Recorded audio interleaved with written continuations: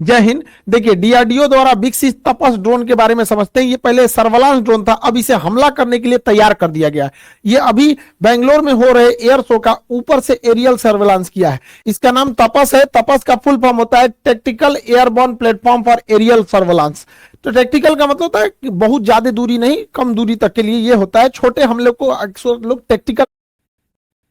जय हिंद। देखिए, डीआरडीओ द्वारा विकसित तपस ड्रोन के बारे में समझते हैं। ये पहले सर्वेलांस ड्रोन था, अब इसे हमला करने के लिए तैयार कर दिया गया है। ये अभी बेंगलोर में हो रहे एयर शो का ऊपर से एरियल सर्वेलांस किया है। इसका नाम तपस है। तपस का फुल फॉर्म होता है tactical airborne platform for aerial surveillance. तो टैक्टिकल का मतलब होता है कि बहुत ज्यादा दूरी नहीं, कम दूरी तक के लिए ये होता है। छोटे हमले को अक्सर लोग टैक्टिकल के नाम से हम लोग इसे जानते हैं। इसकी विशेषताओं के बारे में समझते हैं। ये एक्चुअल एक सर्वेलांस ड्रोन के रूप में इसे विकसित किया गया था, लेकिन अब इसे आर्मर ड्रोन के तौर पर तब्दील कर दिया गया। अमेरिका भी प्रेडिटर जो ड्रोन बनाया था वो पहले सर्वेलांस के लिए बनाया था, निगरानी के लिए। अब उसको क्या कर दिया, उसमें मिसाइल वगैरह लगा के हार्ड पॉइंट जोड़ के उसे घातक हथियारों से लैस कर दिया। आज दुनिया में सबसे ज्यादा तबाही वही मचा रहा है। तो ये जो हम लोग का तपस ड्रोन है, रुस्तम 2 का ये एडवांस वर्जन है, तो ये अब हमला करने के लिए भी तैयार रहेगा। इसे डीआरडीओ ने विकसित किया और बनाने की जिम्मेदारी एचएएल हिंदुस्तान एरोनॉटिक्स लिमिटेड को दे दिया। वो अपनी प्रोडक्शन फैसिलिटीज में इसका विकास करेगी और तेजी से इसे आगे बढ़ाएगी। इसके नंबर ऑफ मतलब आर्मी, एयरफोर्स, नेवी सबके लिए इसका प्रोडक्शन को आगे बढ़ाया गया। लगभग 76-74 के आसपास में इसका नंबर को अभी मांगा गया है, हालांकि और इसके नंबर्स को बढ़ाया जाएगा। शुरुआती परीक्षण इसका कर्नाटक में हुआ था। कर्नाटक के शुरुआत में इसका कोलार में परीक्षण हुआ। दूसरा परीक्षण जो पूरा बढ़िया से ट्रायल किया गया चित्रदुर्ग में। ये अक्सर क्वेश्चन पूछेगा, चित्रदुर्ग कहां है? कर्नाटक में। हालांकि पहले भी मिसाइलों के परीक्षण के लिए हमारे पास उड़ीसा का व्हीलर द्वीप, जिसका नाम ये कलाम द्वीप हो गया, उसके ऊपर है चांदीपुर और यहाँ पोखरन। ये 4 जगह याद रखिएगा, मिसाइलों के परीक्षण के लिए यह जगह है। इसके बारे में अब समझते हैं। देखिए, इसकी लंबाई जो है वो 31 फीट है। इसकी लंबाई को 31 फीट रखा गया है, जबकि इसके डैनों की चौड़ाई को 67 फीट रखा गया है। यानी इसका डैना जो है विंग स्पैन ज्यादा है। जितना ज्यादा विंग स्पैन रहेगा वो हवा में उतना ज्यादा स्टेबल रहेगा। वो कोई भी चीज स्टेबिलिटी उसकी बढ़ जाती है। इसमें टर्बोप्रॉप टाइप के इंजन लगे गए हैं, जिसके फैन बाहर होते हैं। टर्बोप्रॉप इंजन के फैन क्या होंगे? बाहर रहेंगे। इसमें 3 ब्लेड दिए गए हैं घूमने के लिए, जबकि तुर्की का जो TB2 ड्रोन था उसमें 2 ही विंग्स थे, 2 ही फैन है घूमने के लिए। इसमें 3 फैन है। जो तुर्की ने पूरी दुनिया में हल्ला कर दिया कि उसी का ड्रोन सबसे बढ़िया है, उसका जो ड्रोन है उसमें 2 ही विंग लगे हुए हैं। हम लोग का जो ड्रोन है उसका जो इंजन है वो ज्यादा पावरफुल है। वो 3 टर्बोप्रॉप ब्लेड है, उसमें 130 किलोवाट ये जनरेट करेगा, इतना इसका पावर है।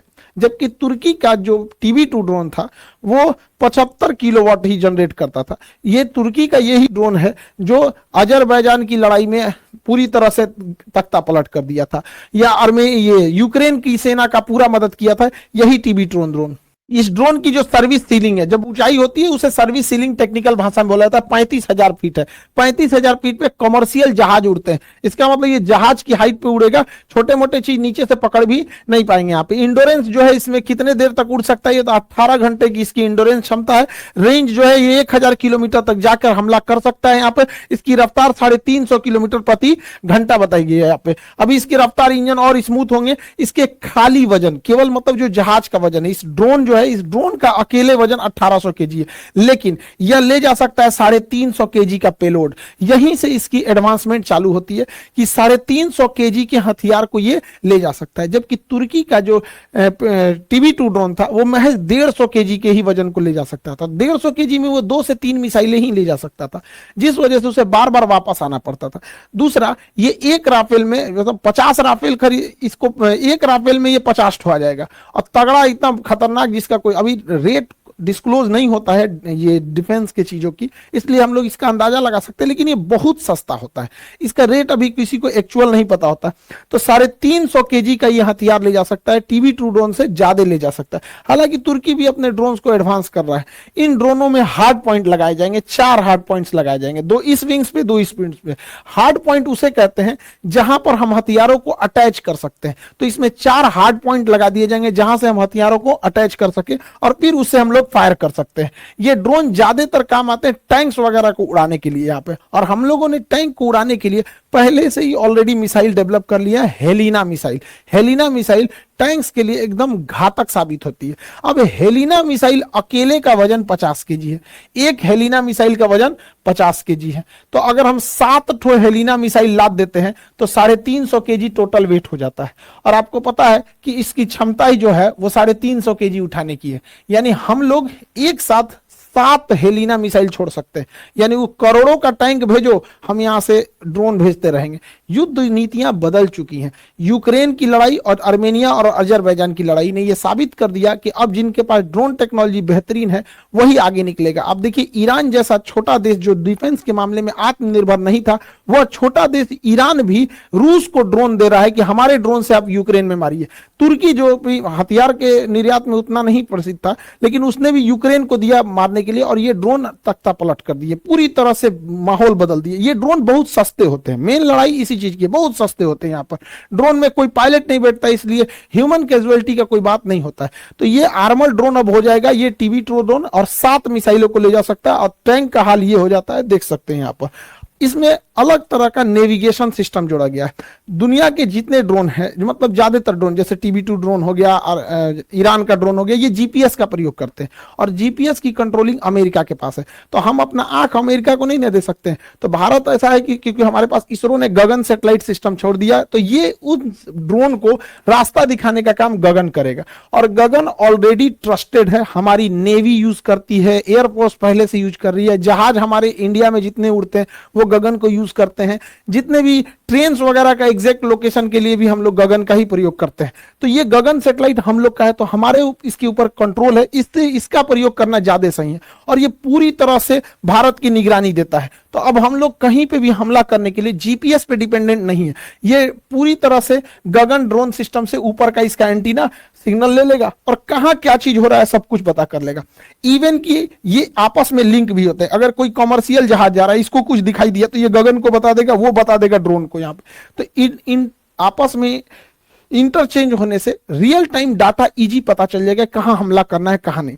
अब जीपीएस में कोई डाटा मिल रहा है वो देर से मिलेगा। जैसे अगर किसी को बता दिया कि लखनऊ के ऊपर से एक जहाज जा रहा है, आधा घंटा बाद हम ये सूचना देंगे कि लखनऊ से जहाज जा रहा है, तो जहाज पता नहीं कहां जा चुका रहेगा आधा घंटा में। तो हमें जो भी जानकारी चाहिए रियल टाइम पे, अभी वो जहाज पिन पॉइंट कहां है। तो रियल टाइम डेटा के लिए हमारा गगन सिस्टम बहुत जरूरी है। और ये आपस में इंटीग्रेटेड है, सारी सिस्टम आपस में एक दूसरे से इंटीग्रेट है, जिससे हमें रियल टाइम डाटा लेने में इजी होगा। इसमें नेविगेशन सिस्टम में दुनिया का सबसे एडवांस नेविगेशन सिस्टम डाला गया है यहाँ पे। इसके कैमरे में बिल्कुल एचडी क्वालिटी को, लेकिन एचडी क्वालिटी ये देखने के काम में आता है। युद्ध में कितना अच्छा देखते हैं ये मतलब नहीं। जब दुश्मन को देख लेंगे तो आप भी दुश्मन को मार देंगे और दुश्मन भी आपको मार देगा।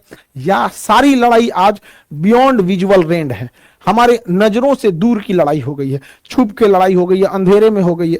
तो अब वो एचडी काम नहीं आने वाला लड़ाई में, अब टेक्नोलॉजी काम आएगी। तो उसमें क्या काम आएगा, देखिए नाइट विजन यहां नीचे सर्वेलांस के लिए लगाया गया है। इसमें नाइट विजन भी दिया गया है और साथ में इसमें थर्मल कैमरा भी दिया गया है। देखिए नाइट विजन होता है कि हमें अंधेरे में देखने की सहूलियत दे देता है नाइट विजन, जबकि थर्मल कैमरा ऐसा नहीं होता है। थर्मल कैमरा हम गर्मी को भांपता है, कहाँ का टेम्परेचर ज्यादा है उसको गर्म करके दिखाता है। जैसे ये हिरन है, इनका थर्मल कैमरा, और ये होता है नाइट विजन। अमूमन ऐसा लगता है कि जब नाइट विजन कैमरा ही है तो थर्मल की जरूरत क्या है। देखिए नाइट विजन से अच्छा थर्मल होता है। रीजन क्या है, अगर इन हिरन को ऊपर एगो तिरपाल ओढ़ा देते हैं या चादर से ढक देते हैं, या हिरन के जगह अगर फौजी रहते हैं ढक लेते हैं अपने आप को, तो नाइट विजन उसे नहीं देख पाएगा कि इसके अंदर आदमी है। और यही काम आ जाता है थर्मल कैमरा। अगर आप इनके ऊपर चादर से ढक भी देते हैं तो इनके बदन की गर्मी थोड़ी ना खत्म हो जाएगी, तो ये गर्मी को पहचानता है। इसलिए थर्मल कैमरा ज्यादा अच्छा होता है ये क्या नाम है डिफेंस के मामले में नाइट विजन से। लेकिन कब किसकी जरूरत पड़ रही है तो नाइट विजन में भी देख लेगा, दिख रहा है, थर्मल में भी देख रहा है, एकदम एक्यूरेट पता चल जाएगा। तो ये दोनों सिस्टम इसमें लगा के दिया गया है हमारे तपस ड्रोन में। निगरानी इसके जो नेविगेशन सिस्टम है ये बहुत बेहतरीन है। इसके अलावे अब देखिए हमको जब आसमान में कोई चीज उड़ रही होती है तो हमें चाहिए, थर्मल कैमरा क्या करता है कि छोटी सी छोटी चीजों को दिखाने लगता है कि हाँ मुंह, यहाँ नाक के पास का टेम्परेचर ज्यादा है, हथेली का टेम्परेचर कम है, माथा का ज्यादा है, तो कई कलर से दिखाने लगता है, इससे कंफ्यूजन होने लगता है। इसलिए उससे बेटर है infrared sensor, IR sensor, infrared infrared system. Infrared system में क्या होता है कि इसमें कंप्यूटर में सेव कर दिया जाता है कि ज्यादा टेम्परेचर को दिखाना है, बाकी को काला कर देना है। तो अगर इसमें सेट कर देंगे कि 400 डिग्री सेल्सियस को दिखाना है, तो देखिए कोई भी जहाज चलेगा तो उसका इंजन 400 डिग्री सेल्सियस होता है। या इसमें सेट कर दीजिए इसके सिस्टम में कि 200 डिग्री सेल्सियस से टेम्परेचर ज्यादा रहेगा तो ही स्क्रीन पे दिखाना, अदरवाइज में मत दिखाना। तो इसका पूरा स्क्रीन काला दिखता है, इस टाइप का काला दिखेगा। लेकिन जहां टेम्परेचर ज्यादा आया 200 डिग्री सेल्सियस से, तो जहां जहां उसको ज्यादा दिखेगा वहां वहां का डिजाइन बना देगा। तो देखिए जहां जहां टेम्परेचर इसको ज्यादा दिखा उसका डिजाइन बना दिया, पता चल गया इस पूरा जहाज है, बाकी पूरा ब्लैक रहेगा। समझ में आ गया कि नहीं? इसमें देखिए यहाँ टेम्परेचर ज्यादा, यहाँ ज्यादा, यहाँ ज्यादा, यहाँ ज्यादा, तो उसी हिसाब से बना देगा। तो इसका स्क्रीन है पूरा ब्लैक रहता है। इंफ्रारेड वाले में यही खास है, पूरा स्क्रीन ब्लैक। अब जो आ गया सीधे मारो, जो आ गया मार दो यहाँ पे। तो इस पे इससे भी अटैक करने में इजी हो जाएगा। यहाँ पे देखिए इसका टेम्परेचर ज्यादा था तो पकड़ लिया, तो इंफ्रारेड। तो नेविगेशन की कितनी बेहतरीन व्यवस्था रखी गई। लेकिन ये सारा नेविगेशन फेल हो जाता है, जानते हैं कब? जब कोई जहाज ग्राउंड पर हो और उस ग्राउंड के जहाज का इंजन ऑफ हो, तो पकड़ना काफी मुश्किल होता है। तो अभी के समय में सबसे एडवांस टेक्नोलॉजी है वो है synthetic aperture radar. Synthetic aperture radar कैसे काम करता है उस सिस्टम को भी इसमें दिया गया है, सिंथेटिक अपर्चर रडार को। अब समझ में आता है आत्मनिर्भर का फायदा क्या होता है। ये सारा सिस्टम इसरो ने दे दिया है, सारा सिस्टम इसरो के पास है। सिंथेटिक अपर्चर रडार तो कुछ इसरो ने दे दिया, कुछ डीआरडीओ ने दे दिया, कुछ एचएएल ने दे दिया, पूरे मिल के आपस में काम करते हैं सब। तो सिंथेटिक अपर्चर रडार क्या है? ये देखता ही नहीं, अंधा होता है। सिंथेटिक अपर्चर रडार वो अंधा की तरह काम करता है। अंधा कैसे ऐसे छू छू के निशाना ऐसे छूता है, अरे क्या चीज है, ओ हो कोई आदमी खड़ा है, ऐसे टच कर लेता है। वैसे ही वो वेव छोड़ता है, तरंगों को छोड़ता है। अब जैसे हमारे ऊपर कोई तरंग छोड़ेगा तो नाक से जो तरंग टकराएगी वो पहले ही चली जाएगी, जो गाल से टकराएगी वो थोड़ा बाद में जाएगी, क्योंकि नाक ऊपर है गाल नीचे है। तो उसी तरह से अलग अलग जगह से टकराएगी तो अलग अलग तरंगे उठेंगी। जैसे सिंपल सी बात बताते हैं, हम आटा सान लेते हैं, ठीक है, आटा सान के अपने मुंह पे इसे चिपका देते हैं इसे। और जब इसको नोचेंगे तो मेरा थुथुर का चेहरा उस आटा में चिपक जाएगा, तो पता चल जाएगा कि हाँ इसका सांचा ले लिए हैं। यही काम करता है अपर्चर रडार।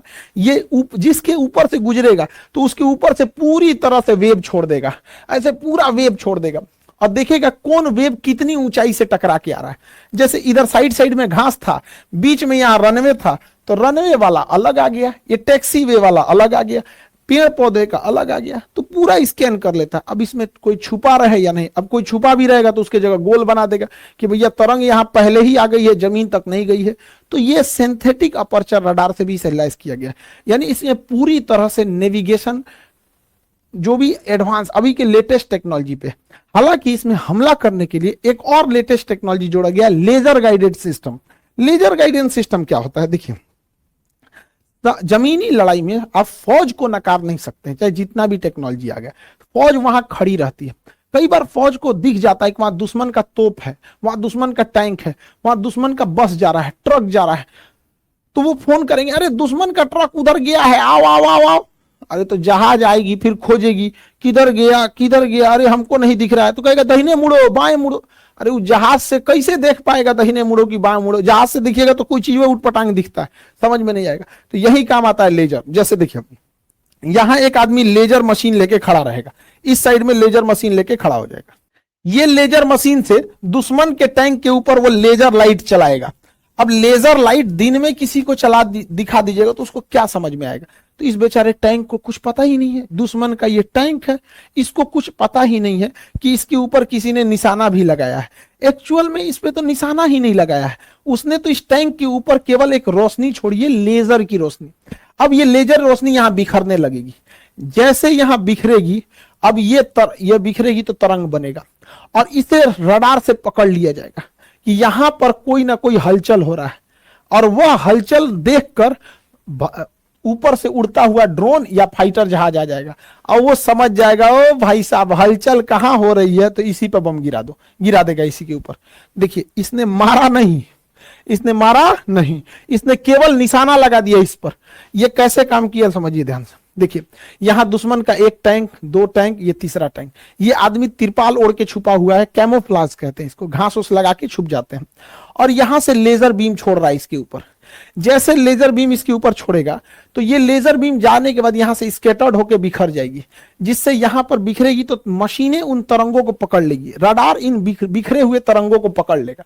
रडार जैसे इस बिखरे हुए तरंगों को पकड़ेगा तो हमारा ड्रोन या हेलीकॉप्टर या फिर फाइटर जहाज इस डायरेक्शन में चल देंगे कि ओ ससुरा यहीं मारो बम धड़ाम से। अब ये ड्रोन लेके पहुंच गया और नीचे से मार दिया मिसाइल, और मिसाइल जाके सीधे हिट कर देगी। इसने एक भी गोली नहीं चलाया, लेकिन इसने सारा कांड करके रख दिया। इसे कहते हैं लेजर डेजिग्नेटर। यही डिसाइड करता है कि लेजर कहां जाएगा। इसको क्या पता चलेगा? अच्छा हमारे ही ऊपर कोई लेजर लाइट इसे थोड़ा सा जला देगा तो क्या पता चलेगा? कुछ नहीं पता चलेगा। लेकिन वो बिखरेगा तो रडार छोटे से छोटे चीजों को पकड़ लेता है, जिस वजह से वहां पे आके हमला किया जा सकता है। तो ये अभी की सबसे खतरनाक टेक्नोलॉजी है। देखिए यहां पर इसने यहां से लेजर लाइट इसको दिखाया, ये बेचारा चुपचाप जा रहा है, कह रहा है चलो जी जाइए रहे हैं, हम भी चलते हैं, तुम भी चलो। ए ससुरा तो नहीं, आ गया ऊपर से, आगे आओ। क्योंकि इसकी लेजर जहां पे निशाना लगा रही होती है ये तुरंत जानकारी सैटेलाइट को दे देती है, सैटेलाइट जहाज को दे देती है, और जहाज आके इसको मार देता है। तो आज का जो सिनेरियो है लड़ाई का वो कंप्लीटली चेंज हो चुका है।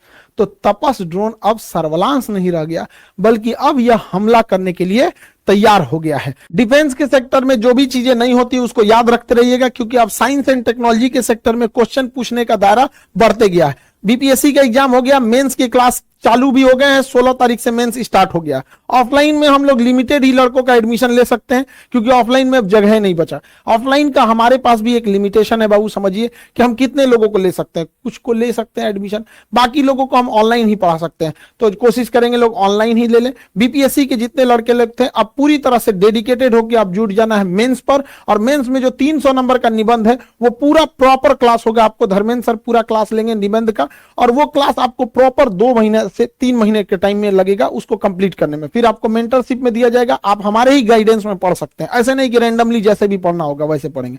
तो ये तो बीपीएससी का हो गया। बीपीएससी में हम लोग ऑफलाइन में लगभग एडमिशन क्लोज है, क्योंकि जगह नहीं है, तो ऑनलाइन ट्राई करेंगे लोग, ठीक है।